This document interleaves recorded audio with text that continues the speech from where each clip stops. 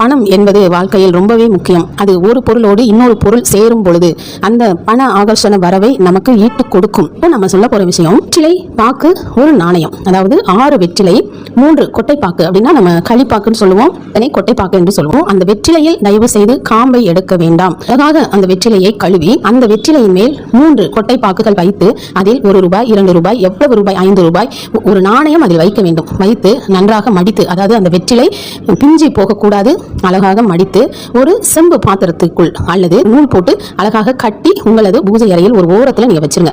இது உங்களுக்கு நல்ல ஒரு பண வரவை கொடுக்கும், நல்ல உழைக்கும் தெம்பை கொடுக்கும். அந்த இப்படியாக நீங்கள் வைக்கும் பொழுது உங்களுக்கு ஆகர்ஷணம் நிறைந்து தெய்வங்கள் அமர்ந்து பண வரவை, உங்களுக்கு உழைக்கும் தெம்பை, உற்சாகத்தையும் மகிழ்ச்சியையும் அள்ளி கொடுப்பார்கள். இதை எப்போ நீங்க வைக்கணும் அப்படின்னா சுக்கிரஹோரை வெள்ளிக்கிழமை அந்த நேரத்தில் நீங்க வச்சிருங்க.